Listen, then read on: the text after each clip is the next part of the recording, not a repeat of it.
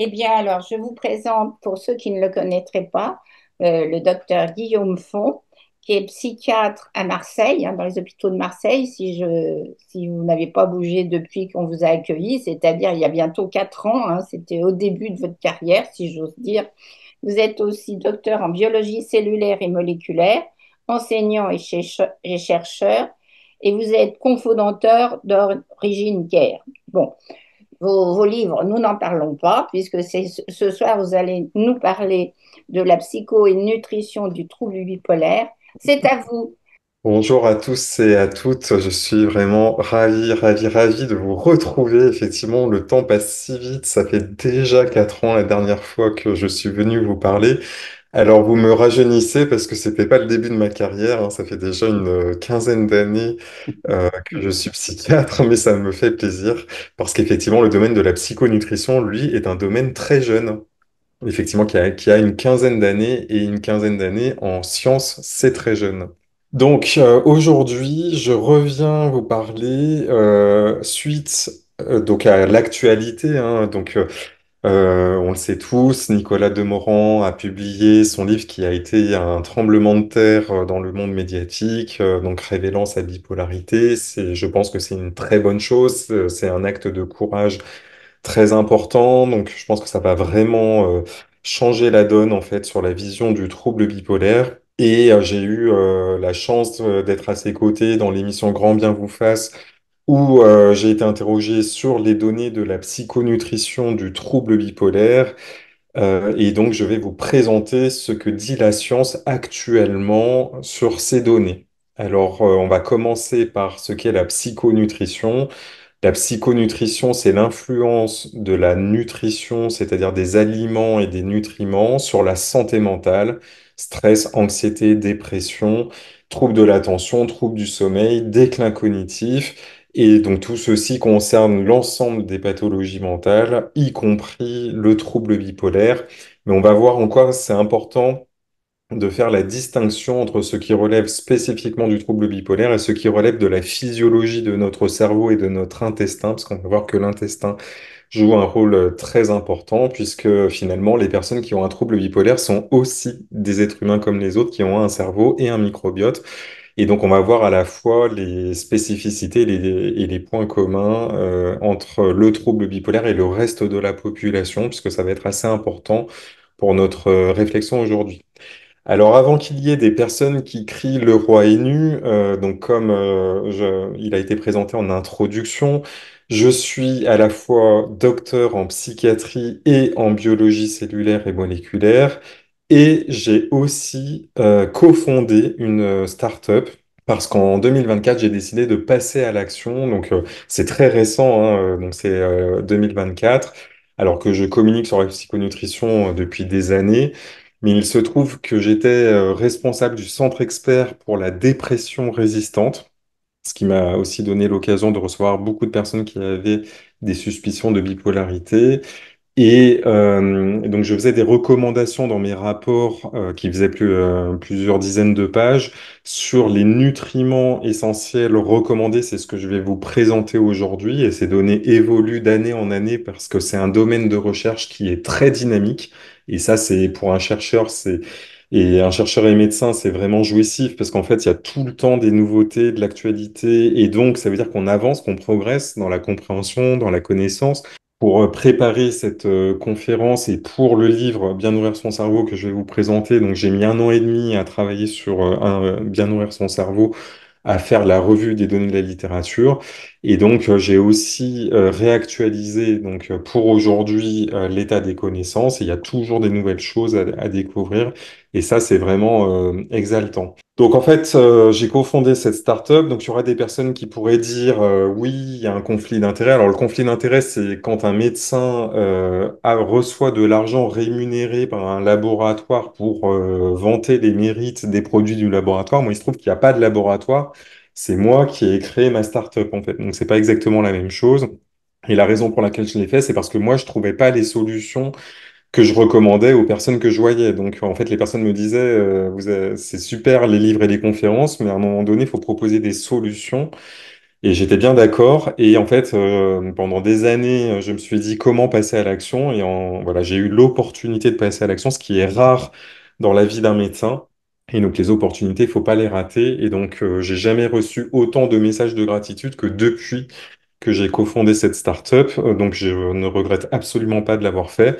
Mais donc, je vous parle du point de vue d'un médecin qui a décidé de créer ses propres solutions de compléments alimentaires. Donc, voilà, rien n'est caché, c'est écrit partout sur mes réseaux sociaux. On le dit aujourd'hui. Et voilà, il faut juste le savoir. Et après, je ne vous exprime pas mes opinions, je vous présente des données scientifiques. Et libre à chacun ensuite de se faire son idée sur est-ce que c'est des choses intéressantes ou pas. Alors comment tout a commencé pour moi dans la révolution conceptuelle qui a conduit au livre Bien nourrir son cerveau, ça a été les publications en 2022 de la Fédération des sociétés internationales de psychiatrie biologique. Donc ça s'appelle la WFSBP, c'est très connu des psychiatres, moins du public. Donc en fait, dans chaque pays, il y a une société de psychiatrie biologique. En France, c'est l'AFPBN, l'Association française de psychiatrie biologique, et toutes ces sociétés se réunissent dans un consortium international qui s'appelle la WFSBP. Et ce consortium a réuni 31 experts issus de 15 pays différents partout à la surface de la planète. Et j'insiste là-dessus parce que c'est ça qui crée l'originalité des recommandations. C'est que c'était pas des pays occidentaux uniquement, en fait. Il y avait beaucoup de pays d'Asie et du Moyen-Orient également.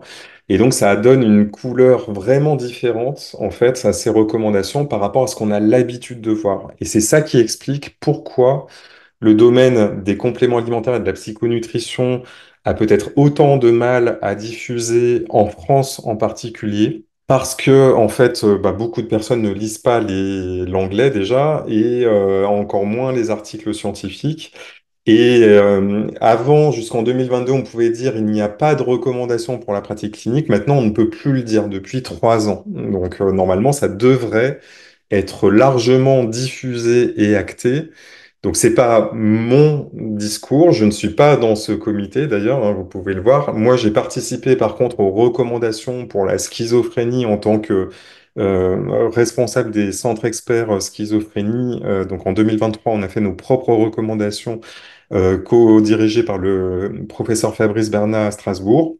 Tout le monde va dans le même sens et tout ça est basé sur des méthodologies qui font que n'importe qui ferait le travail arriverait aux mêmes conclusions. Donc il y a une méthodologie de recherche derrière. Donc c'est pas juste des opinions, des avis, des intuitions. C'est on regarde toutes les données qui ont été publiées. Il y a une grille d'analyse des études sur leur niveau de preuve et leur qualité. Et à la fin, on arrive à des recommandations pour la pratique clinique. Et j'insiste là-dessus, c'est que pour avoir une intervention efficace dans le soin, il faut, un, les données scientifiques, donc ça, c'est ce que je vais vous présenter. Deux, l'expérience du clinicien, donc il faut la formation des professionnels, et c'est sûrement ce qui va arriver dans les questions après, c'est comment on fait pour trouver un médecin qui est formé à la psychonutrition, c'est très compliqué. Donc c'est pour ça que je communique beaucoup sur les réseaux sociaux, sur YouTube, sur Instagram, avec les livres dans lesquels je synthétise les données. Et donc je suis aussi formateur à l'Agence nationale du développement professionnel continu, donc pour la formation médicale continue, dont on sait qu'elle est insuffisante.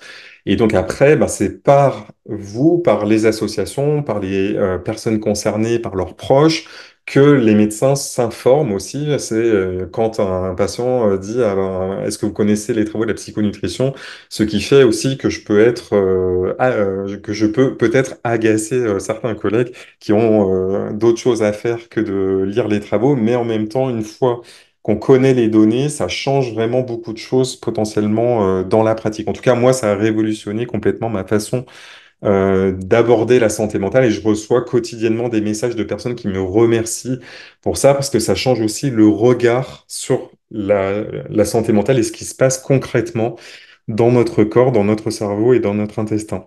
Alors, que concluent ces recommandations? Donc, je vous fais vraiment une synthèse parce qu'on a peu de temps aujourd'hui et puis je préfère laisser du temps vraiment aux échanges, aux questions, aux interactions. Donc, en substance, les données qui sont les plus solides concernent la dépression unipolaire, hein, donc non bipolaire, Et en même temps, c'est très intéressant parce qu'on va voir qu'il y a des points communs avec la dépression bipolaire et notamment vis-à-vis des oméga 3. Donc en fait, ce que concluent ces recommandations, c'est qu'on peut déjà recommander avec le niveau de preuve maximal la prescription d'oméga 3, en particulier d'EPA entre 1 et 2 grammes par jour pour la dépression, et on va voir que c'est le cas aussi pour la dépression bipolaire. Donc sous forme de complément alimentaire, hein, très clairement, c'est pas juste manger des sardines. Et également, maintenant, la vitamine D a augmenté son niveau de preuve, parce qu'on a eu des publications depuis ces recommandations qui confirme l'efficacité de la vitamine D dans la dépression unipolaire. Par contre, on n'a pas encore les données dans la dépression bipolaire. Et on va voir dans la dépression bipolaire, en fait, qu'il y a eu un essai contrôlé randomisé avec 25 participants qui conclut à des résultats non significatifs. Mais en fait, il y a plein de choses qui peuvent expliquer ça. On va voir pourquoi. Le méthylfolate, c'est une forme de B9 active qui a confirmé son efficacité avec un niveau de preuve un peu moindre, puisque là, on est sur l'ordre de 4 à 6 essais contrôlés randomisés selon les critères d'inclusion. Et le zinc aussi, en supplément, a confirmé son efficacité. Et là, on est sur 4 essais contrôlés randomisés avec des méta-analyses qui confirment l'efficacité pour ces 4 nutriments. La méta-analyse, c'est des combinaisons d'essais contrôlés randomisés contre placebo. Donc, ça veut dire que c'est plus efficace que le placebo. Ça, c'est très important. Parce que ça, on peut facilement se dire, ah bah oui, les compléments alimentaires, c'est du placebo. Bah non, en fait, hein, on a les preuves que ça fait mieux que du placebo. Et par contre, la tolérance, elle est extrêmement bonne et surtout par rapport aux médicaments. Alors, pour clarifier un autre point très important, je ne suis pas anti-médicament, je ne recommande à personne d'arrêter son traitement. Et s'il y a un sujet sur des modifications de traitement, bien sûr, il faut toujours le faire en décision partagée avec son médecin. Et quand le médecin ne sait pas répondre sur les compléments alimentaires, demander à son pharmacien, c'est la meilleure chose à faire parce que les pharmaciens souvent sont bien formés sur les compléments alimentaires. Donc s'il y a un sujet sur est-ce que je dois ou pas prendre un complément alimentaire, toujours en parler avec son médecin et ou son pharmacien. Et donc, j'enseigne aussi la psychopharmacologie. Donc, moi, je n'ai aucun problème, en fait, avec toutes les interventions. C'est-à-dire que pour moi, là, un nutriment concentré, ce qu'on appelle un nutraceutique, donc un complément alimentaire, c'est un levier d'action parmi les autres. On va voir qu'il y a d'autres leviers d'action autour de la nutrition qui sont l'alimentation, par exemple. Il y a évidemment aussi l'activité physique, la lutte contre la sédentarité, ce qui n'est pas la même chose que l'activité physique. Donc, c'est augmenter le temps passé debout ou en déplacement, la lutte contre la sédentarité, l'exposition à la luminosité, la connexion à la nature, la connexion en présentiel à des personnes inspirantes, donc limiter les personnes toxiques. Tout ceci influence notre santé mentale et notre risque de dépression. Donc, je ne dis pas que les compléments alimentaires sont l'alpha et l'oméga de la santé mentale. Je dis juste que c'est un des leviers d'action qui peut être vraiment utile, notamment quand on a des problèmes inflammatoires ou de stress oxydatif, on va le voir, ou quand on a des problèmes de motivation, notamment pour l'activité physique, par exemple, parce qu'il faut bien commencer quelque part dans les leviers d'action, et parfois c'est plus simple de prendre un complément alimentaire que de modifier des habitudes alimentaires. Ça, c'est les études qui le montrent, hein. 80% des Français n'atteignent pas les recommandations alimentaires. Donc, quand on dit il suffit de bien manger pour être en bonne santé, c'est pas aussi simple que ça et on va voir pourquoi. Alors, petit détour sur la question qui m'est souvent posée sur les oméga 3. Il faut pas se tromper d'oméga 3 quand on se pose la question de quels sont les oméga 3 dont j'ai besoin. Donc, les oméga 3, ce sont des acides gras essentiels que notre corps ne peut pas synthétiser. Donc, il faut absolument qu'ils soient apportés par l'alimentation. Et il y a souvent une confusion en fait sur les oméga 3 d'origine végétale qu'on trouve dans des huiles raffinées, par exemple comme l'huile de colza, qui en fait sont de l'ALA et qui se transforment à moins de 10% en EPA et à moins de 1% en DHA. Or, c'est le DHA dont notre cerveau a besoin pour la fluidité des membranes de ses neurones. Donc ça, c'est vraiment une donnée très importante. Notre cerveau a besoin de DHA pour la structure même de ces neurones. Les deux endroits dans le corps où on trouve beaucoup de DHA, c'est dans les neurones et dans la rétine. Donc c'est pour ça que les ophtalmologues aussi, pour la prévention de la dégénérescence maculaire liée à l'âge, recommandent également la prise régulière de DHA. Et après, on va voir le problème, c'est où est-ce qu'on trouve du DHA dans l'alimentation. Et l'EPA, lui, en fait, c'est l'oméga 3 qui a le vent en poupe en santé mentale, notamment dans la dépression et dans la dépression bipolaire, mais également dans le trouble borderline, donc dans tous les troubles de régulation de l'humeur, mais également dans la dimension émotionnelle de la schizophrénie. Donc nous, on a recommandé également les oméga 3 en adjuvant, en traitement adjuvant des antipsychotiques dans la schizophrénie. Et donc pour le trouble bipolaire, bien sûr, tout ce que je vous dis, c'est en adjonction au traitement habituel, c'est-à-dire au régulateur d'humeur. C'est aussi pour ça que les effets observés, ils sont un peu moins importants que si les nutriments étaient administrés seuls, ce qui n'a pas été étudié en pratique parce que comme le traitement de référence en fait est le régulateur d'humeur, ben, en fait il n'y a pas de éthiquement il n'est pas possible de proposer des essais où on proposerait les nutriments seuls dans le trouble bipolaire. Donc c'est toujours en adjonction au traitement habituel, c'est-à-dire le régulateur d'humeur. Donc en fait, le DHA, c'est pour retenir des idées simples, hein, donc c'est un oméga 3 pour la structure et la fluidité des neurones, alors que l'EPA, c'est un oméga 3 plus pour l'inflammation. Il va diminuer l'inflammation et moduler le système immunitaire. Et donc c'est ça qui explique les différences d'efficacité qu'on peut observer en santé mentale. Donc c'est pour ça que c'est l'EPA en fait qui est recommandé à dose importante, hein, donc entre 1 et 2 grammes par jour dans la dépression bipolaire et la dépression non bipolaire. Alors, où est-ce qu'on trouve de l'EPA et du DHA dans l'alimentation? C'est dans les poissons gras. Et il y a des problèmes dans les poissons gras, puisqu'en fait, ces poissons gras, maintenant, ils sont de plus en plus contaminés par des polluants éternels comme les PFAS, par des métaux lourds comme le méthylmercure et le cadmium, et par des microplastiques. Donc, en fait, il y a un vrai sujet pour savoir s'il est encore bon pour le cerveau de consommer régulièrement des poissons gras. Donc, ça, c'est un vrai sujet de santé publique. Et il y a un autre point, en fait, c'est que les poissons gras que nous consommons sont majoritairement désormais des poissons d'élevage et que ces poissons d'élevage sont de moins en moins nourris, alors que ce sont des poissons carnivores, le saumon et le thon, ils sont de moins en moins nourris avec des farines et des huiles animales et de plus en plus avec des farines et des huiles végétales. Or, ce ne sont pas les poissons qui synthétisent les oméga 3, c'est les microalgues dont ils se nourrissent. Et donc, en fait, la teneur en DHA et en EPA des poissons va diminuer puisque donc les farines et les huiles végétales dont ils sont nourris ne contiennent pas de DHA et d'EPA, parce que c'est végétal, si vous avez suivi mon raisonnement. Et donc, en fait, quand on mange du poisson gras, on a de moins en moins d'oméga 3 dans l'alimentation.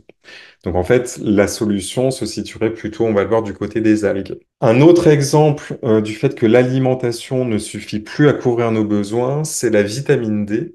Donc maintenant, on a découvert, ça c'était il y a à peu près une quinzaine d'années, des récepteurs à la vitamine D dans le cerveau qu'on appelle les VDR, hein, vitamine D récepteurs. Et donc, ces récepteurs, ils ont de multiples fonctions. Et en plus, la vitamine D est un modulateur épigénétique. Ça veut dire que ça va moduler la façon dont les gènes s'expriment. Ça, c'est très important.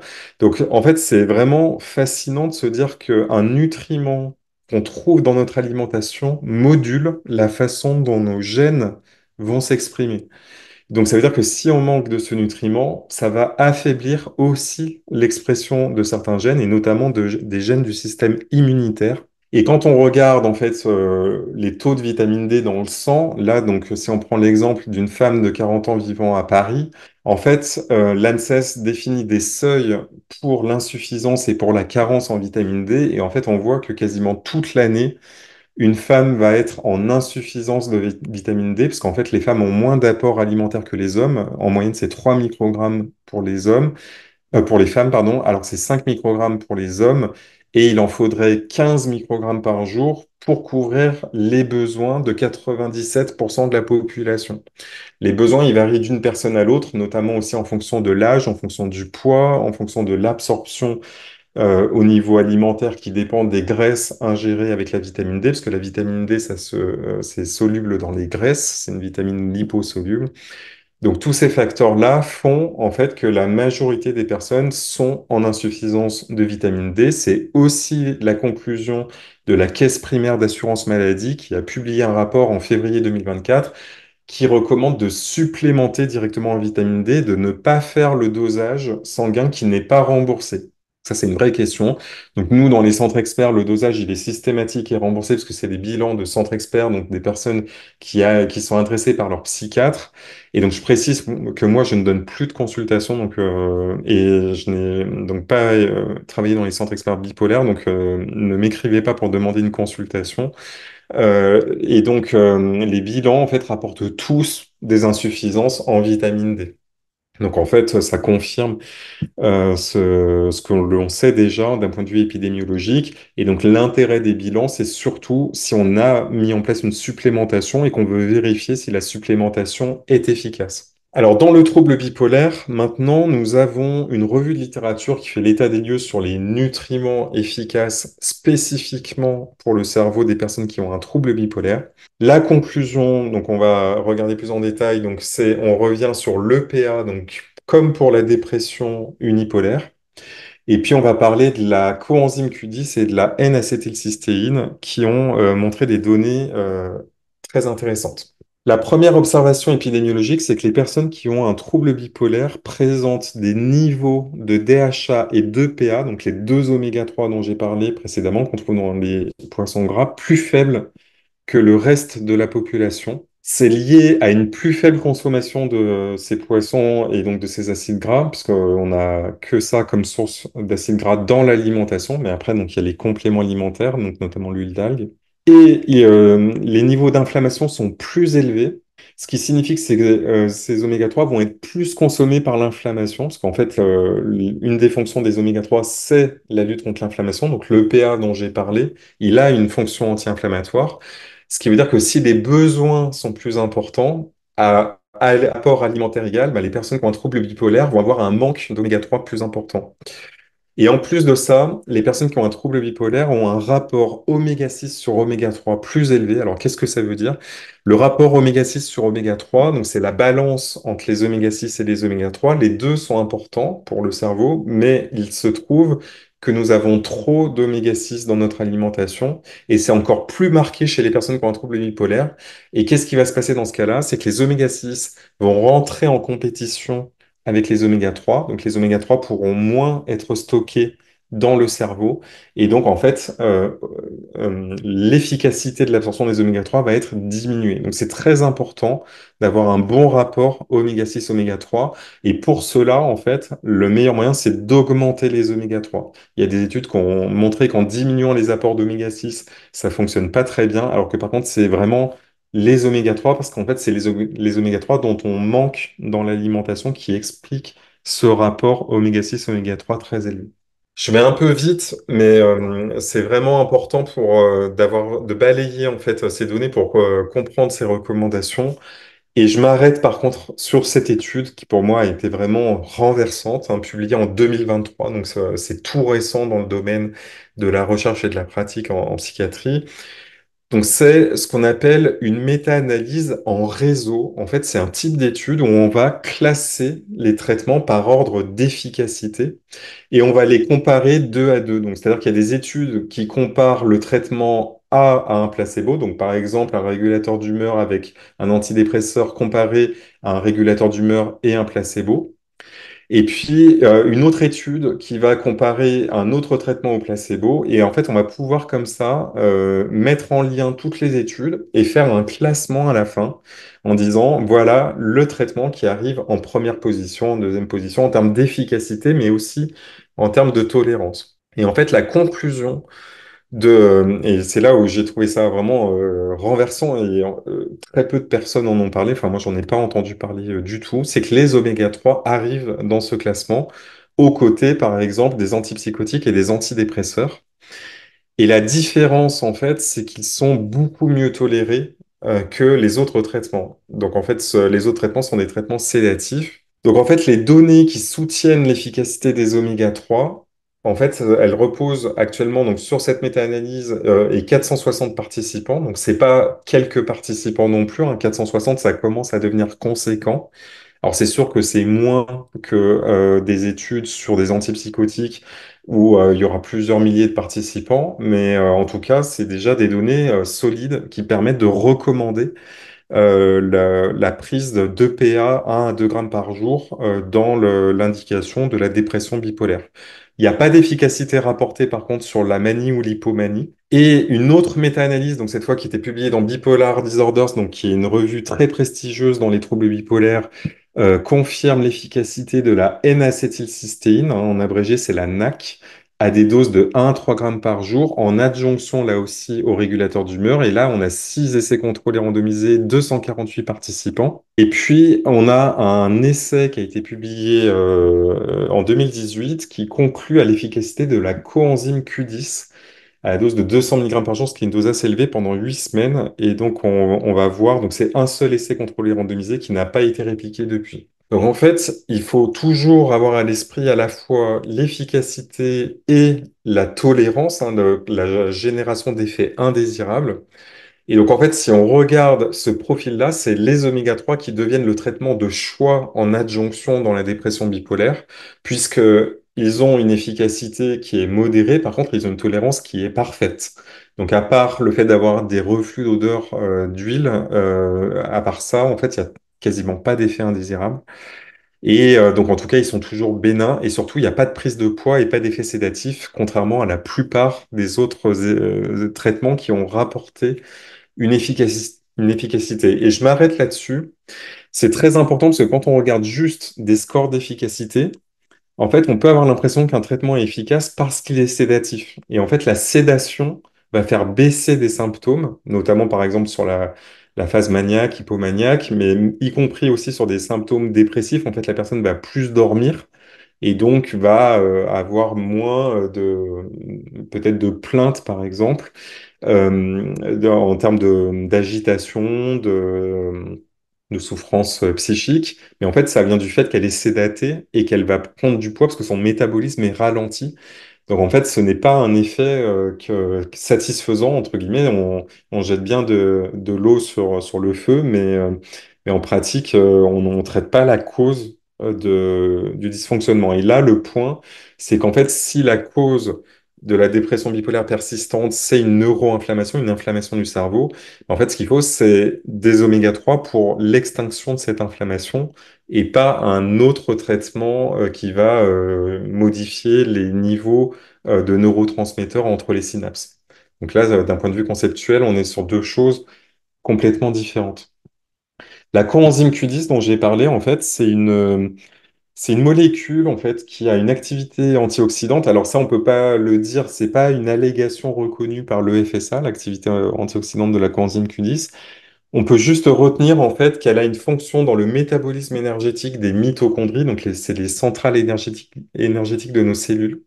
Et il y a un nouveau courant de recherche qui reconceptualise le trouble bipolaire comme un trouble du métabolisme énergétique. C'est-à-dire que en phase up, hypomanie ou manie, on aurait une activation du métabolisme énergétique et en phase down, donc la dépression, on aurait au contraire un ralentissement du métabolisme énergétique et donc il y aurait cette dérégulation du métabolisme énergétique et qui pourrait expliquer l'activité de la coenzyme Q10 dans le trouble bipolaire. Donc je rappelle que c'est un seul essai contrôlé randomisé contre placebo. Donc ces résultats doivent être répliqués, mais en tout cas c'est très intéressant d'un point de vue de la recherche et des promesses pour les nouveaux traitements du trouble bipolaire. Alors passons maintenant sur la partie alimentation et santé mentale, et notamment sur l'axe intestin-cerveau, dont beaucoup de personnes ont entendu parler. Je rappelle très rapidement. Donc en fait, nous avons un microbiote intestinal, donc c'est environ 200 grammes de bactéries qui tapissent notre intestin qui sont donc englués dans un mucus qui protège la barrière de notre intestin.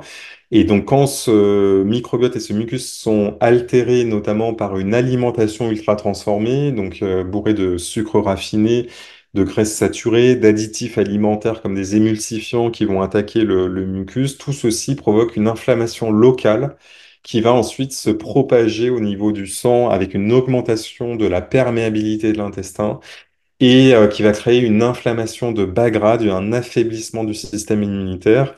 Et puis ce microbiote, il a aussi une fonction dans la stimulation du nerf vague, donc le plus long nerf de l'organisme qui a une fonction parasympathique, donc c'est une fonction d'apaisement, de relaxation, de digestion. Et en fait, dans notre mode de vie moderne, il y aurait un affaiblissement du système parasympathique et au contraire une sursollicitation du système sympathique, c'est-à-dire du système de la lutte, de la fuite, en fait. Donc, c'est le système de l'hypervigilance avec notre mode de vie moderne qui ne respecte pas notamment nos rythmes physiologiques, notamment nos rythmes de sommeil, mais également nos besoins alimentaires et nos besoins d'activité physique. Alors, actuellement, les données de la science sont consensuelles pour dire que l'alimentation ultra transformée aggrave la santé mentale. Donc, notamment en augmentant les risques de dépression et d'anxiété. Donc, ça, c'est très bien démontré dans des études d'observation, parce qu'on ne peut pas éthiquement faire des essais d'intervention pour faire manger aux gens des aliments ultra transformés. Et en tout cas, les études d'observation sont très claires sur le fait que plus la proportion d'aliments ultra transformés augmente dans l'alimentation, et plus le risque de déclencher une dépression ou des troubles d'anxiété augmente. À l'inverse, l'alimentation méditerranéenne diminue le risque de faire une dépression. Ça a été montré à la fois dans des méta-analyses d'observation, quand on regarde ce que les gens mangent et leur risque de déclencher une dépression sur le plan prospectif, donc le suivi dans le temps. Il y a notamment une méta-analyse de Tasnim Akbarali, une chercheuse à Montpellier, en fait, qui a été publiée en 2018 dans Molecular Psychiatry, qui le montre. Et on est passé au niveau des essais d'intervention, parce que là, éthiquement, on peut proposer aux personnes une alimentation méditerranéenne, parce que donc, a priori, c'est bon pour leur santé. Et on confirme, donc il y a 5 essais contrôlés randomisés, plus de 1500 participants, qui confirment l'efficacité d'une alimentation méditerranéenne sur les symptômes de dépression. Donc là, on n'est pas dans le trouble bipolaire, on est dans la dépression. Et en fait, la dépression, c'est donc un trouble transversal en psychiatrie qui concerne beaucoup de troubles mentaux. Et donc, on n'a pas les données pour la dépression bipolaire, mais en pratique, toutes les personnes qui ont des symptômes dépressifs devraient pouvoir bénéficier de ces modifications alimentaires en rappelant que la proportion d'alimentation ultra transformée en France en 2025, c'est 31%. On est dans les pays intermédiaires. En fait, il y a des pays au nord de l'Europe qui ont plus d'aliments ultra transformés, comme la Suède, et donc à l'ouest aux États-Unis. Et par contre, il y a des pays qui en ont moins. En Italie, en Espagne, on est plutôt autour de 20%. Donc en fait, le pourtour méditerranéen, bah, en fait, l'alimentation méditerranéenne est moins transformée également, et ça fait partie des effets qui peuvent être thérapeutiques. On va voir pourquoi, parce qu'elle est plus riche en fibres, plus riche en nutriments, et donc moins riche en additifs, en sucres raffinés, qui sont inflammatoires et vont perturber notre microbiote. La question qui se pose actuellement dans l'alimentation, c'est quid de l'alimentation cétogène, c'est-à-dire une alimentation sans aucun sucre, que ce soit des sucres rapides ou complexes. Et donc, on va regarder un peu ce qu'il en est et pourquoi on se pose cette question. Pourquoi est-ce que le trouble bipolaire, c'est un trouble qui est particulièrement concerné par la question du métabolisme? Donc, c'est un trouble qui touche 1 à 2% de la population.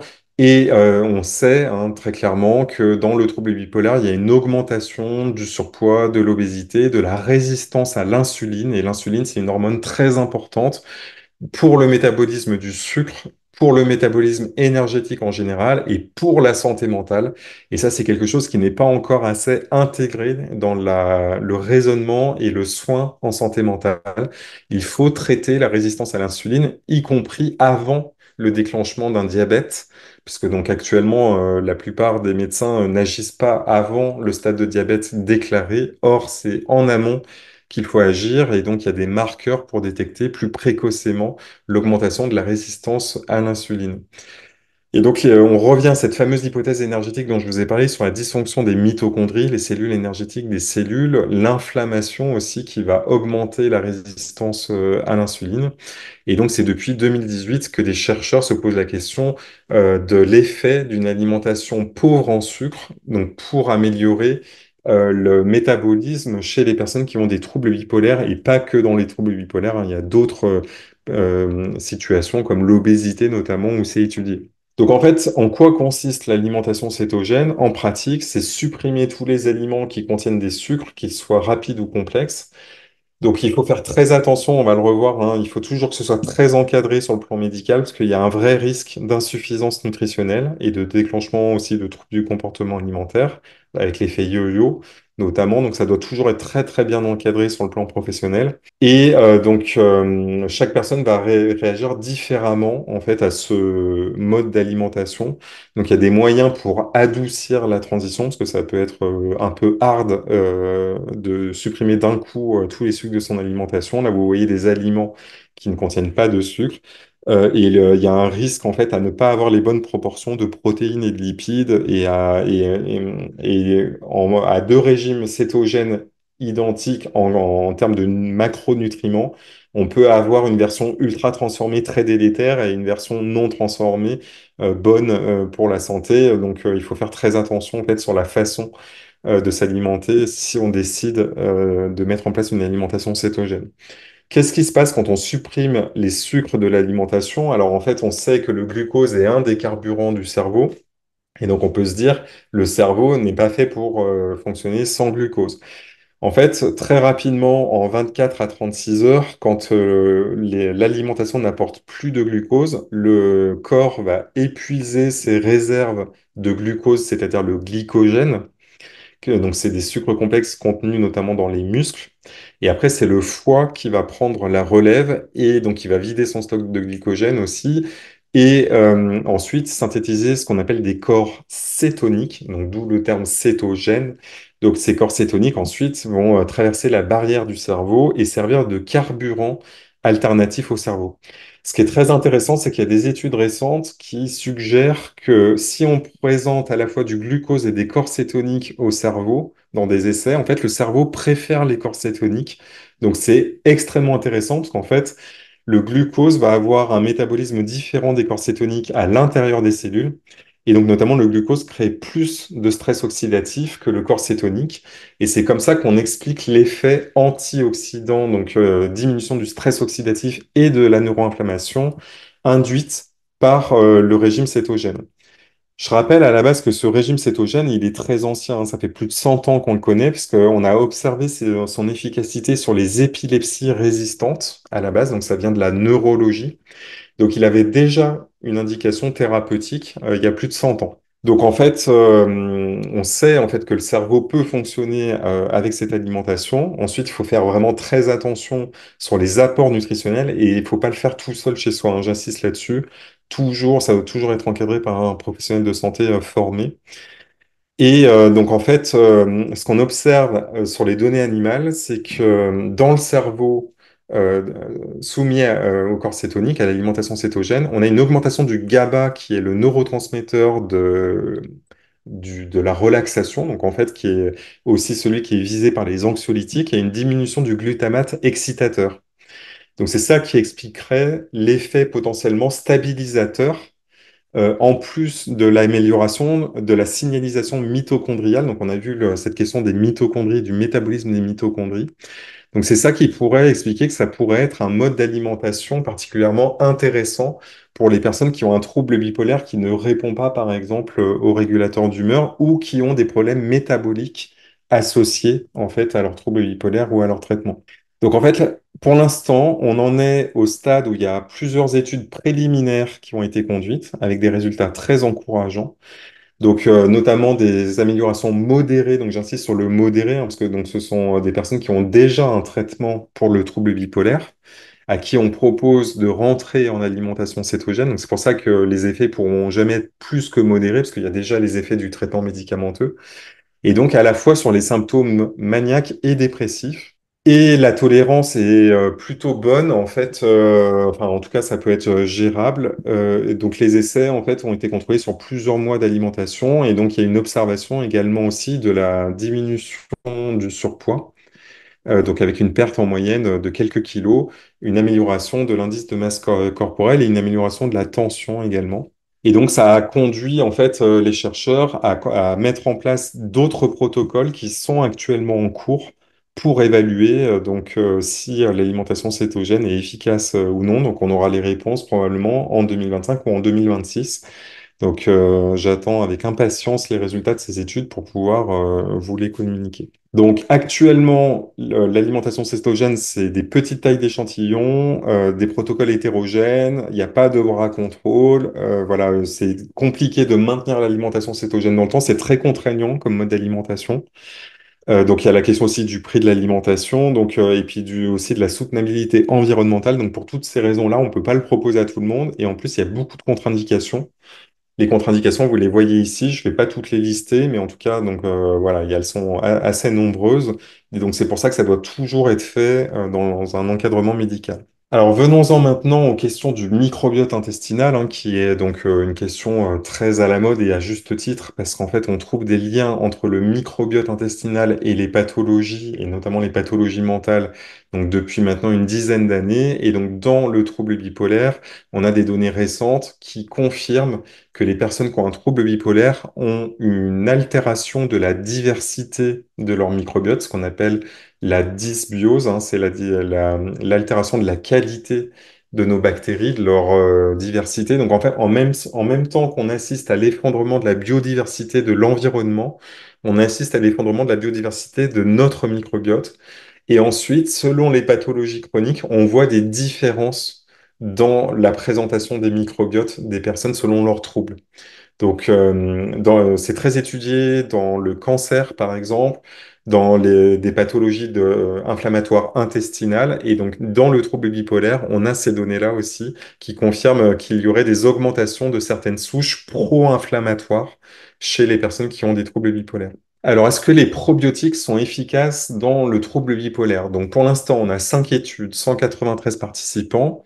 Il y avait 3 essais contrôlés randomisés et en fait, les résultats qui ont été vraiment les plus parlants sont ceux de l'étude de Fef Dickerson que vous voyez ici en photo. C'est une chercheuse dont j'apprécie beaucoup les travaux. Je suis depuis longtemps, en fait, qui a beaucoup travaillé sur les liens entre les pathologies mentales et l'infectiologie d'une façon générale. Donc, elle a beaucoup travaillé aussi sur la toxoplasmose.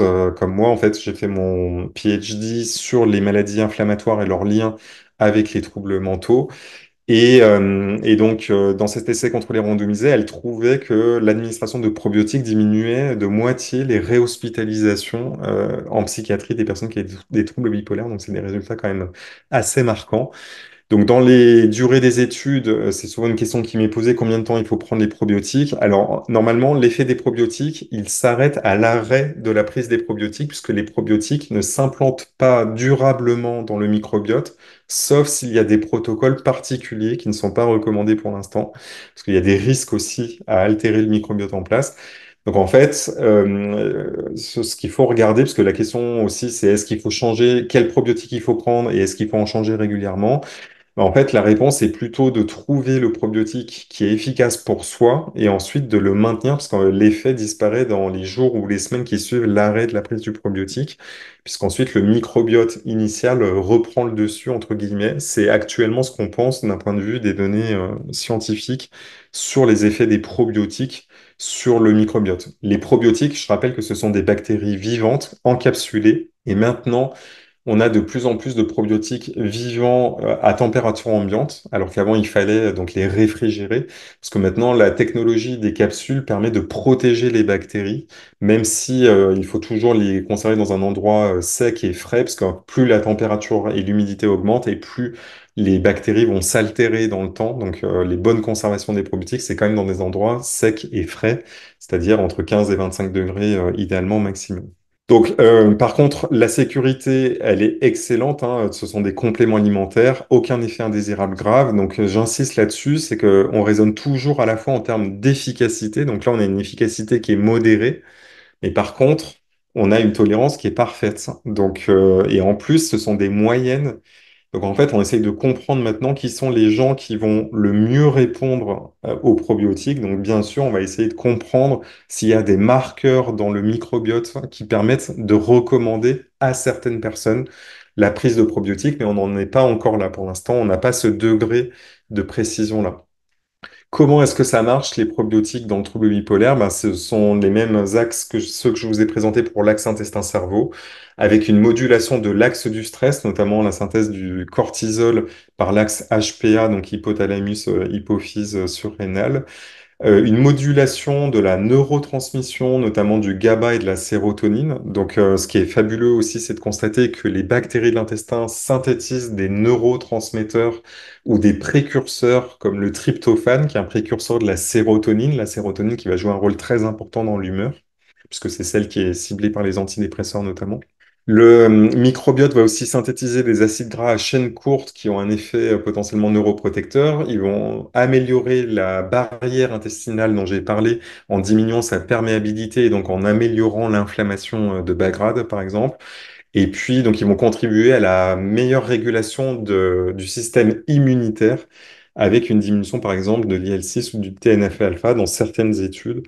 Donc voilà, ce sont des marqueurs physiologiques très prometteurs aussi pour suivre et expliquer l'efficacité des probiotiques. Donc en résumé, donc, dans tout ce que je vous ai présenté, actuellement, donc les recommandations sont les oméga 3, donc notamment l'EPA en fait entre 1 et 2 grammes par jour pour la dépression bipolaire, donc pas efficace par contre sur la partie hypomanie et manie, et donc c'est toujours en combinaison au traitement en cours. Donc on n'est pas en train de parler d'arrêter des médicaments, hein, on est en train de parler de traitements adjuvants à des médicaments mis en place. Donc toujours en parler avec son médecin et son pharmacien si le médecin ne sait pas.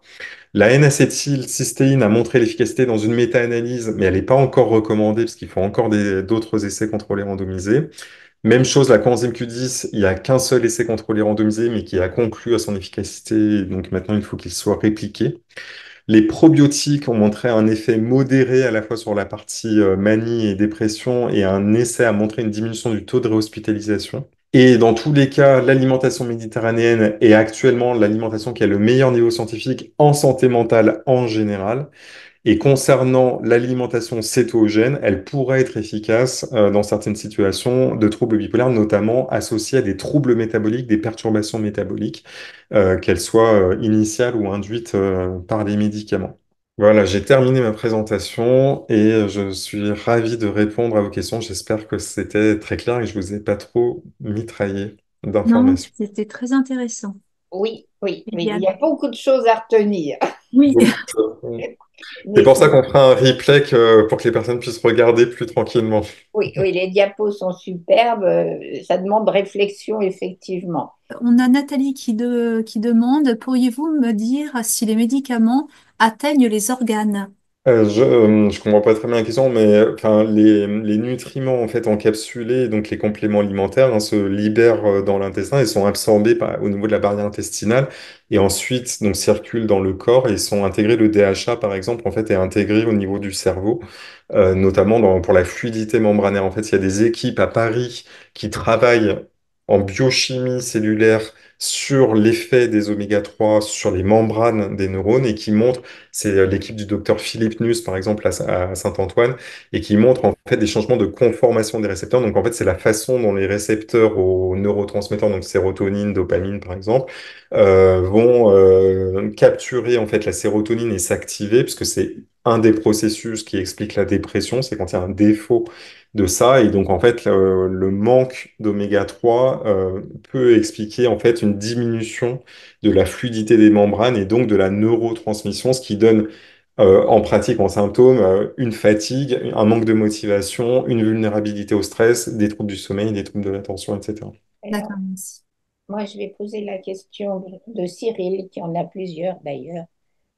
Tyrosine, tyramine, cheese effect, chocolat, incidence sur l'humeur et le sommeil. Voilà, on ouvre beaucoup de portes, hein. Je vais faire. Alors déjà, donc j'insiste sur le fait que moi j'anime une chaîne YouTube et un compte Instagram où je donne beaucoup d'informations sur la psychonutrition. Donc pour toutes les personnes qui veulent en savoir vraiment plus et même au-delà du trouble bipolaire, donc il y a beaucoup de contenu accessible en ligne.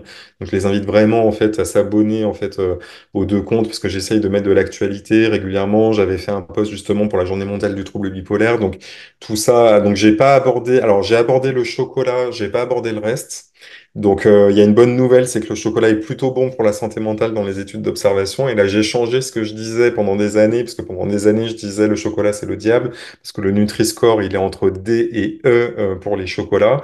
Et maintenant, en fait, je revois un peu ma copie, parce que justement, il y a ces données sur l'intérêt, en fait, notamment vis-à-vis des flavonoïdes, qui sont des polyphénols contenus dans le chocolat, qui pourraient avoir un intérêt à la fois pour le microbiote et pour le cerveau, et les études d'observation qui ont tendance à montrer que les gens qui mangent du chocolat sont plutôt en meilleure santé mentale. Alors attention, on parle de chocolat noir toujours et à plus de 70% de cacao.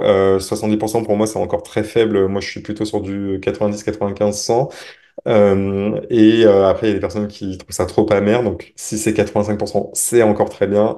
Et c'est toujours mieux que du chocolat au lait. Et surtout, le chocolat blanc n'est pas du chocolat du tout. En fait, il n'y a pas du tout de flavonoïdes dedans. C'est du sucre et du beurre. Donc, voilà, évitez absolument.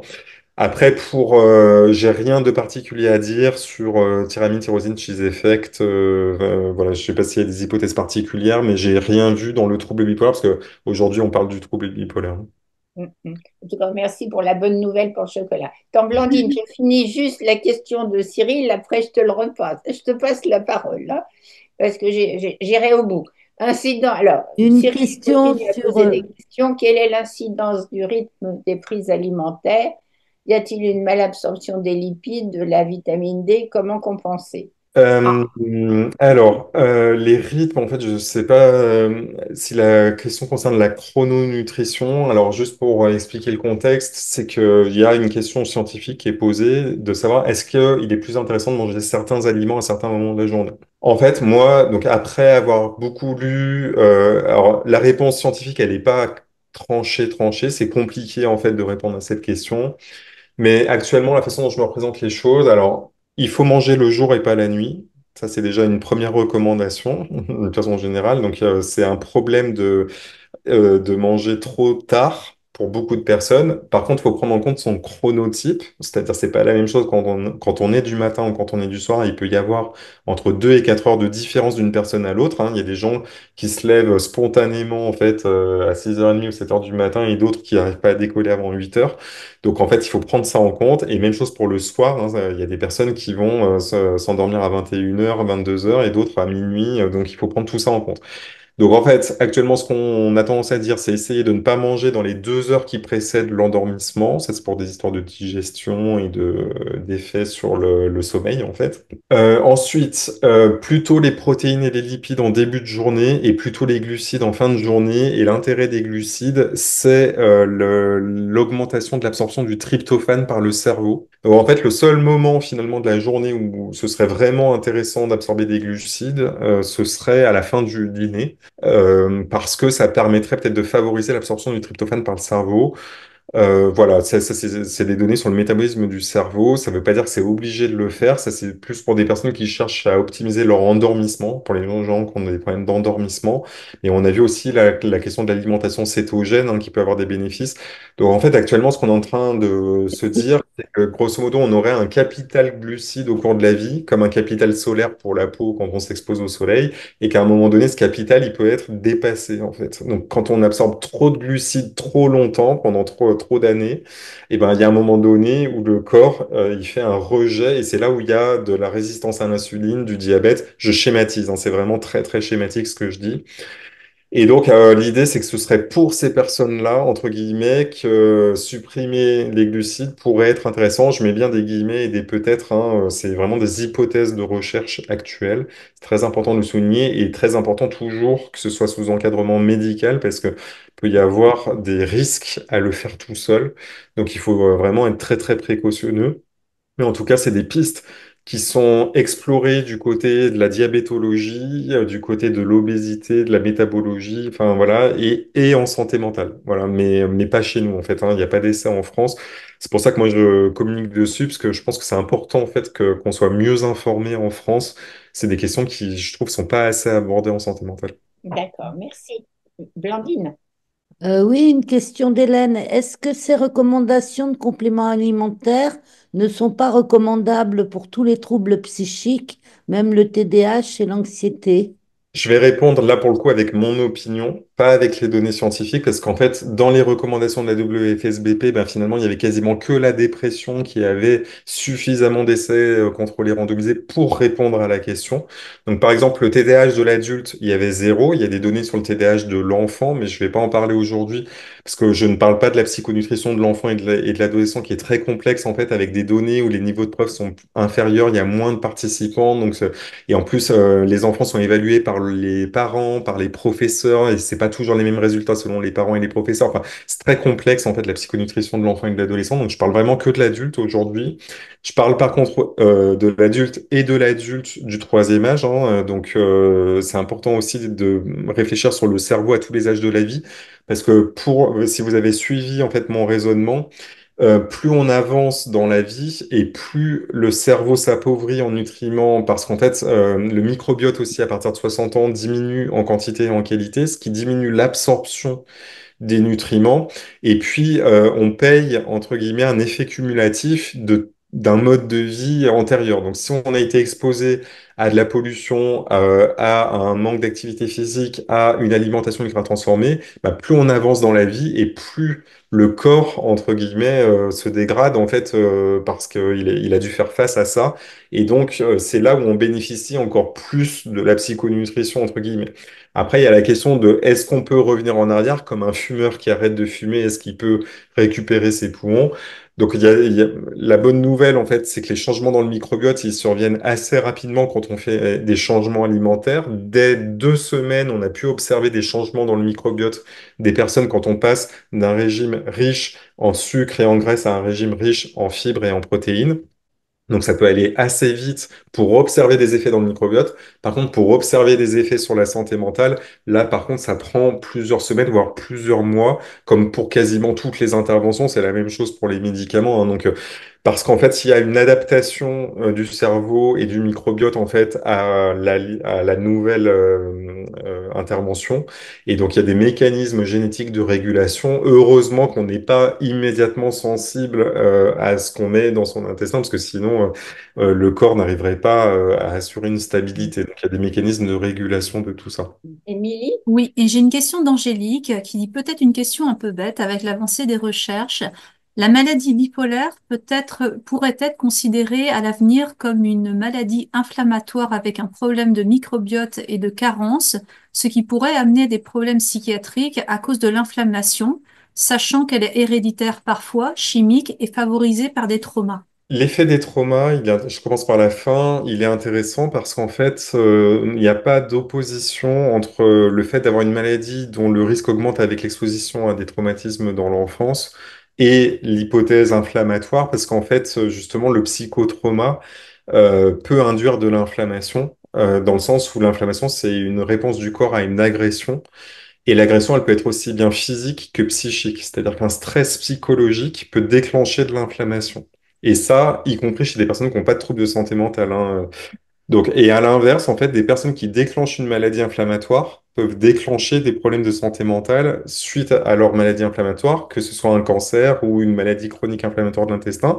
Et on a eu tendance à banaliser et rationaliser les choses en disant c'est bien normal de devenir dépressif quand on a un cancer ou quand on a une maladie inflammatoire chronique de l'intestin. Or non, il y a un vrai effet biologique qui explique tout ça en fait. Et il y a des personnes qui déclenchent pas de dépression non plus après le déclenchement d'une maladie chronique inflammatoire. Et c'est là-dessus d'ailleurs qu'il y a des données en psychonutrition qui moi m'ont amené à la psychonutrition très intéressantes sur les effets du jeûne thérapeutique en Allemagne dans les polyarthrites rhumatoïdes inflammatoires, par exemple, qui montraient l'amélioration de l'anxiété et de la dépression chez les personnes qui avaient des polyarthrites inflammatoires, et donc avec cet effet de la privation de l'apport calorique, qui sont un peu les mêmes effets de la cétose que j'ai présenté.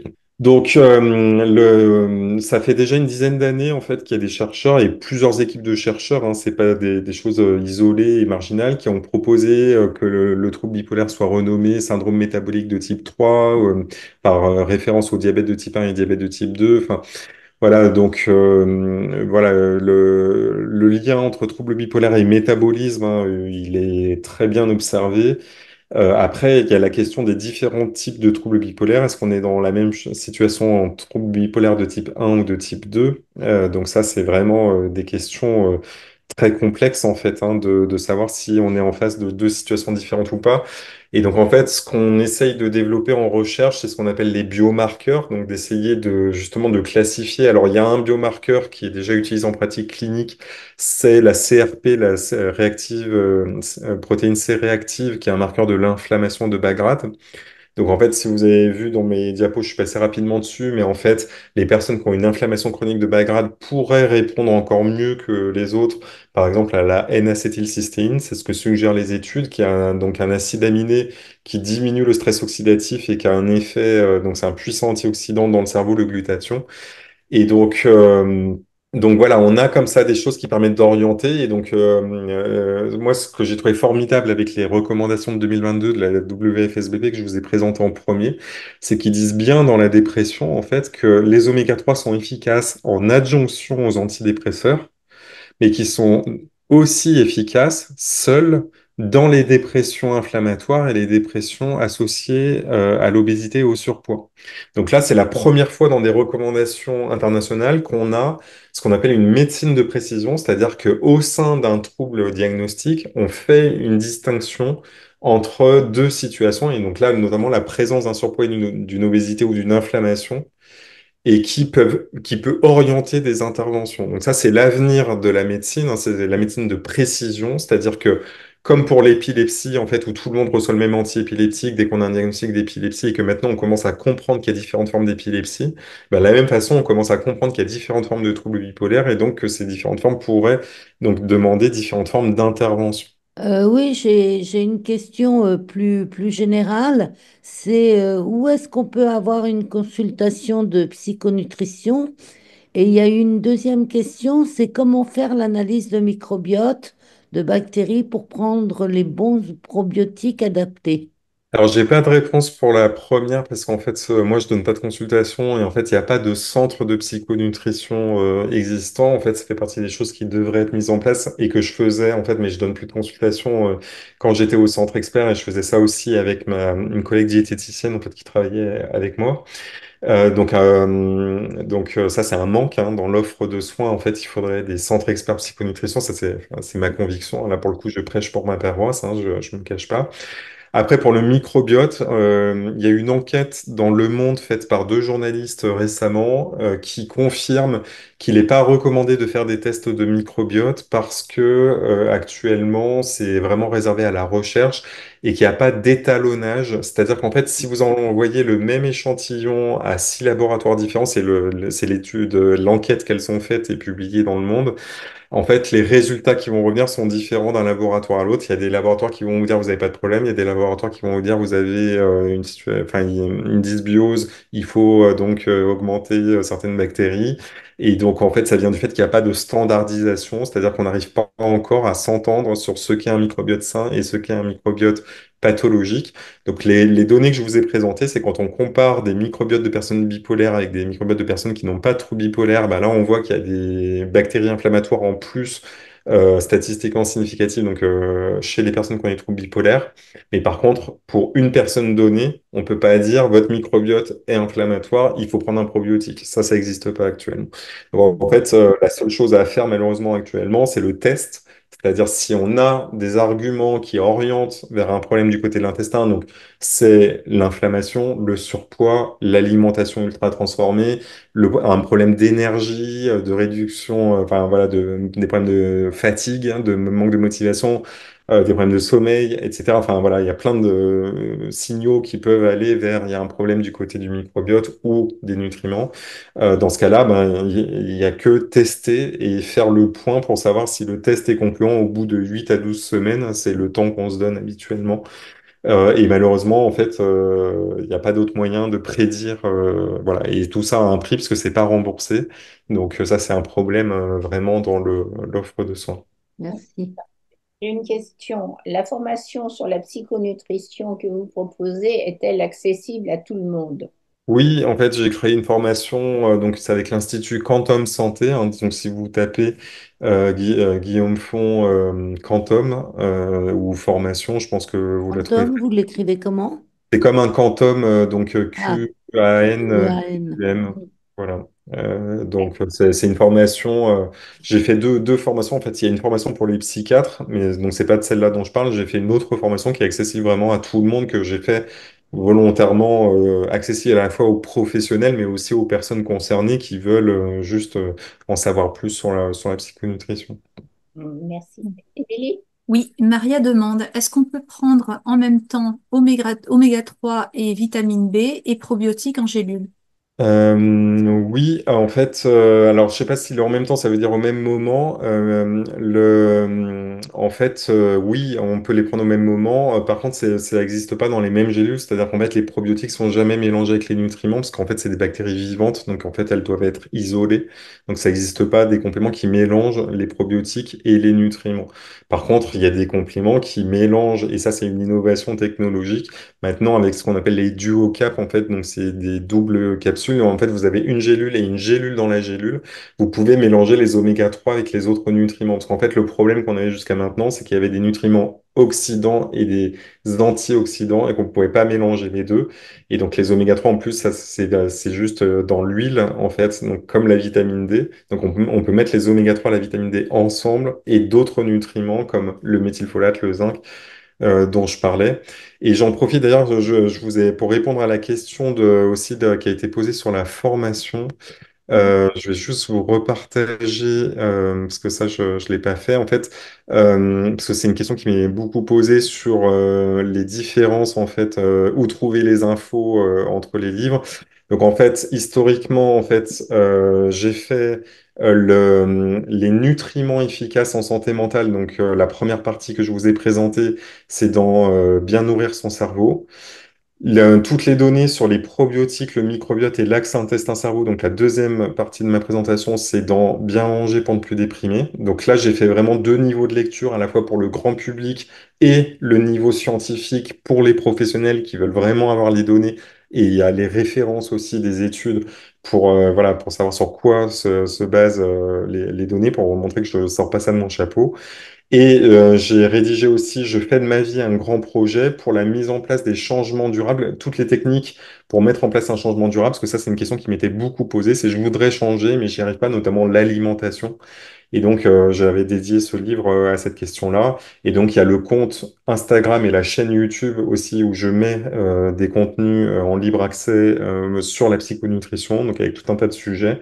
Et j'ai aussi créé le site www.psychonutrition.co où je mets aussi les données et les références concernant les nutriments, les probiotiques et le cerveau, notamment celles dont je vous ai parlé. Voilà, si vous cherchez des ressources pour en savoir plus ou pour les partager en fait avec des personnes qui peuvent être intéressées. Oui, il On y avait voit. beaucoup de questions et vous venez de répondre à énormément de questions en même temps parce que je voulais savoir comment retrouver tout ça. Mm. Est-ce que Voilà. tu as une question? Moi, Oui, moi j'ai une question d'Isabelle, je pense. Je ne petit déjeune jamais. Est-ce que c'est négatif? Alors non. En fait, Adriana Carambeu a déclaré aussi qu'elle petit déjeunait pas et elle est en pleine forme. Bon, donc c'était la semaine dernière, elle a posté ça. Donc en fait, on peut jamais faire de réponse pour tout le monde. En fait, on peut jamais dire si c'est bien ou c'est mal pour Mm. tout le monde. En fait, c'est vraiment à prendre au cas par cas et notamment le chronotype dont je parlais est très important. En Espagne, la plupart des gens prennent juste un café noir au petit déjeuner et il n'y a pas plus de problème. Enfin, en tout cas, c'est pas ça qui explique la santé mentale des Espagnols. Il faut, à l'inverse, il y a des personnes qui ont vraiment besoin d'un petit déjeuner, en fait, qui sont du matin et qui disent, moi, j'ai vraiment besoin d'un petit déjeuner, donc il faut surtout pas les empêcher de prendre un petit déjeuner. En fait, le consensus, c'est plutôt de commencer à s'alimenter quand on a faim, ne pas se forcer à manger pour dire je me force à manger, et prendre plutôt un petit déjeuner pauvre en glucides. Voilà, donc riche en protéines, en fibres, donc typiquement du skyr avec des amandes, par exemple, des graines de chia. On peut mettre des fruits rouges, puisque les fruits rouges, ils ont peu de sucre. Des framboises, par exemple, qui sont peu sucrées, qui apportent des antioxydants intéressants. On peut prendre le fameux carré de chocolat noir à ce moment-là, parce qu'il y a des études qui suggèrent que c'est un bon rythmeur, en fait. Donc, si on se fait son muesli soi-même avec des noix, des amandes, etc., on peut se mettre son petit chocolat noir râpé ou coupé comme ça à la main dedans, éviter de prendre des produits industriels tout faits, parce que souvent c'est le chocolat qui augmente le taux de sucre dans les produits préparés. Donc autant prendre son propre chocolat mélangé à tout ça. On peut mettre dedans un lait végétal, un lait de soja, quelque chose qu'on aime boire, ou juste de l'eau. Donc il y a le fameux porridge. Enfin voilà, juste faire attention céréales industrielles. Voilà, parce que les céréales industrielles, elles sont riches en sucre et notamment en sucre raffiné. Donc c'est ça que souvent la mauvaise bonne idée, en fait, c'est le bol de céréales le matin. Ça peut être ça qui peut être compliqué après, parce que du coup, le sucre appelle le sucre. Après, on a une baisse du sucre plus tard dans la journée, 5 heures après, et donc du coup, ça donne un coup de mou. Donc on essaie de compenser, enfin en mangeant plus ou en prenant du café, etc. Enfin, voilà, c'est plutôt ça en fait la recommandation actuelle qui a tendance à se dessiner. Après, bien sûr, ce que je donne, c'est des recommandations pour des personnes plutôt sédentaires, parce que quelqu'un qui va avoir un métier très physique ben, va peut-être avoir besoin de glucides complexes dès le matin, et là va prendre des flocons d'avoine, et c'est très bien pour lui en fait, hein. Donc, quelqu'un qui est un jardinier, par exemple, aura peut-être besoin pour tenir. Donc, ce que je donne, c'est vraiment des recommandations générales pour une personne qui va travailler, par exemple, en bureau, enfin voilà, qui va avoir un métier qui est pas très physique ou qui reste chez soi, quoi. Mhm. Alors justement, vous parliez de sucre, il y a un spectateur qui nous dit bonjour. J'adore le sucre, malheureusement. Combien de grammes par jour recommandez-vous? Même si c'est très difficile à doser dans une journée, j'ai baissé ma consommation, mais je ne pourrais pas arrêter complètement, je le sais. Alors moi, j'ai pas de recommandations à titre personnel, hein, c'est des recommandations officielles. On est entre 25 et 50 grammes de sucre rapide. Il n'y a pas de recommandation pour les glucides, parce que pour les glucides, en fait, il y a tout un débat actuellement à l'OMS pour revoir leurs recommandations, etc. Enfin, donc moi, je rentre pas dans les détails de ça, parce que je pense que ça risque de changer dans les mois ou les années qui viennent. Donc, j'ai pas envie de donner des mauvaises informations à des personnes qui après vont se mettre martel en tête. Par contre, ce qu'on sait effectivement, c'est que 25 à 50 grammes de sucre rapide, c'est déjà beaucoup, et ça devrait être le maximum. Donc c'est plutôt les sucres rapides qu'il faut cibler. Ça, c'est vraiment ça qui est important. C'est pas de cibler les féculents, les légumineuses qui apportent des fibres, qui apportent d'autres choses.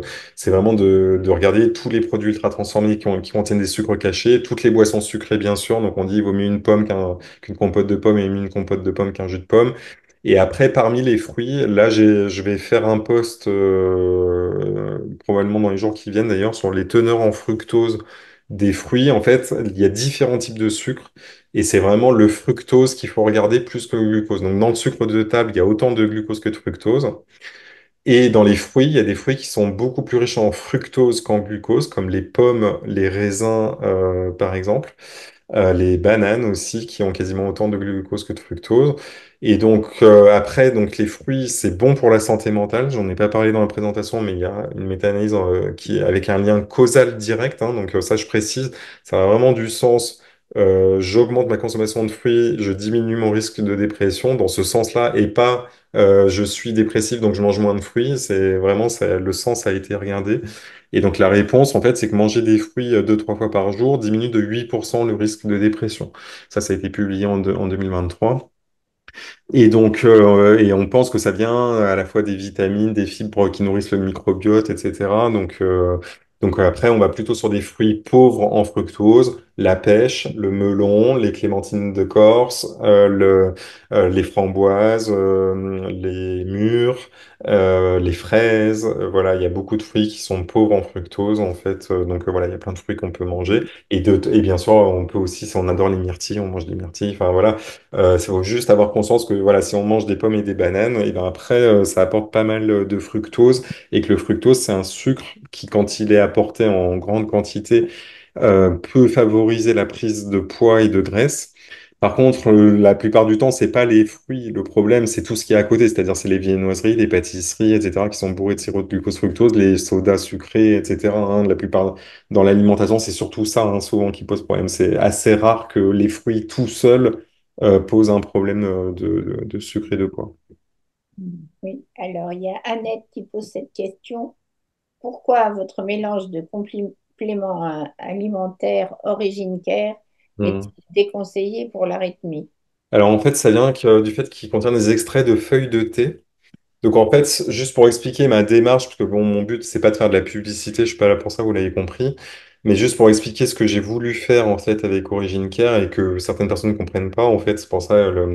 Moi, en fait, à la base, je travaille en santé publique. Et donc, mon point, c'était comment on peut améliorer la santé mentale de la population avec un seul complément alimentaire, sachant que les besoins nutritifs varient d'une personne à l'autre. Chaque personne a des besoins singulier. Et en même temps, il y a des données épidémiologiques qui ont été publiées par l'ANSES, donc c'est l'Autorité nationale de sécurité alimentaire, il y a le FSA au niveau européen aussi, et qui disent clairement il manque des nutriments dans notre alimentation. Donc je vous ai montré l'exemple du problème des oméga 3 et du problème de la vitamine D, par exemple, donc qui sont les deux nutriments qui manquent le plus dans notre alimentation. Il y a la question du méthylfolate, en fait. Alors là, c'est pas un problème d'apport, c'est un problème de conversion. Il y a 35% des gens qui convertissent mal le méthylfolate au niveau du cerveau. Or, c'est la forme qui est absorbée par le cerveau. Donc, si on convertit mal, bah, ça reste dans le sang et c'est pas absorbé par le cerveau. Le zinc aussi, qui ne peut pas être stocké dans le corps, parce que le corps, il peut stocker le fer pour l'oxygène, mais il stocke pas le zinc, et le magnésium non plus d'ailleurs. Donc en fait, il y a besoin d'apports en zinc très réguliers. J'ai découvert qu'il y avait des neurones glutamatergiques, donc qui utilisent le glutamate dans certaines zones du cerveau qui ont besoin de vésicules de zinc spécifiquement. Ce qui veut dire que si on manque de zinc, ben, en fait, le cerveau va moins bien fonctionner dans ces aires-là. Et ça, tout ça, c'est publié au niveau de l'EFSA, de l'ANSES, hein, c'est pas des choses sorties du chapeau. Donc mon point, c'était voilà les personnes que je voyais en fait au centre expert et même en dehors, hein, à qui je devais recommander de prendre des nutriments, tout ça, me disaient, je les revoyais dans le suivi et donc me disaient ça coûte cher, ça demande beaucoup de nutriments différents. Souvent, c'était pour les parents qui voulaient en prendre pour les enfants, en fait, parce que moi, je travaillais aussi dans la schizophrénie, donc c'était beaucoup des parents qui voulaient donner des compléments à leurs enfants et qui disaient, il en a pris un pendant 4 semaines pour me faire plaisir, puis après, il a dit, j'arrête, ça me saoule, il y en a trop à prendre, tout ça. Donc, j'essayais trop de raisonner, en fait, en termes d'observance, c'est-à-dire, mon point, c'est un nutriment, il doit arriver à son but, qui est le cerveau. Donc, comment je fais en fait pour augmenter l'apport des nutriments au cerveau des personnes que je vois? Et donc, en fait, j'ai voulu créer un complément en 2 gélules par jour uniquement et enfin, le même complément qui n'est pas plusieurs choses différentes. Et je l'ai pas fait pour un trouble mental particulier. C'est là, en fait, où beaucoup de personnes n'ont pas compris la démarche parce qu'en fait, beaucoup de personnes s'attendaient à avoir un médicament, pas un médicament d'ailleurs, un complément pour la dépression spécifiquement. Or, mon point, ça a été plutôt de nourrir les cerveaux, en fait, de dire de quoi les cerveaux ont besoin et ben, je vais créer un complément qui apporte au cerveau ce dont il a besoin. Et donc, c'est comme ça que j'ai créé un complément où il y a du DHA, de l'EPA, mais pas assez parce qu'en fait, ça tenait pas. Et donc, il faut. Par contre, l'EPA, on peut l'avoir par les huiles végétales parce qu'en fait, il y a 5 à 10% de l'ALA qui se convertit en EPA. Donc, on peut l'avoir par l'alimentation. Le DHA, c'est beaucoup plus compliqué par contre.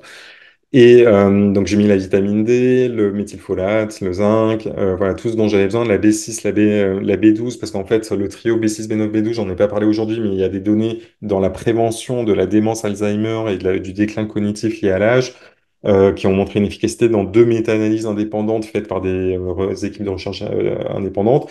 Et j'ai mis des extraits de feuilles de thé. Alors pourquoi j'ai mis des extraits de feuilles de thé? Parce qu'en fait, la théanine, c'est un acide aminé sur lequel j'ai travaillé. En fait, j'ai une interne j'ai dirigé sa thèse sur la théanine. Elle a été soutenue l'année dernière et on est en train de conduire une méta-analyse sur la théanine. Et c'est un acide aminé qui a beaucoup de propriétés très intéressantes sur le GABA et sur le glutamate. Donc en fait, vous avez vu pour la partie cétogène, il y a la balance glutamate excitateur et GABA relaxateur qui est importante dans le cerveau. Et il y a beaucoup de situations où il n'y a pas assez de GABA et trop de glutamate, ce qui se traduit par du stress, de l'anxiété ou de l'agitation, etc. Et les médicaments adressent assez peu ça. En fait, il y a peu de médicaments qui modifient les niveaux, par exemple, dans le trouble bipolaire, la lamotrigine à forte dose, elle peut augmenter le glutamate, par exemple. D'où le point d'ailleurs qu'il faut faire attention quand on prend des médicaments aux compléments alimentaires qu'on prend, parce qu'il peut y avoir des interactions. Et ça, faut bien demander à son médecin, et si c'est pas à son pharmacien, est-ce que ça va bien, voilà. Et donc l'arythmie, ça vient de là, parce que en fait, les extraits de feuilles de thé, le complément ne contient pas de caféine. C'est des extraits de feuilles de thé riches en théanine et pas en caféine, donc ça c'est important.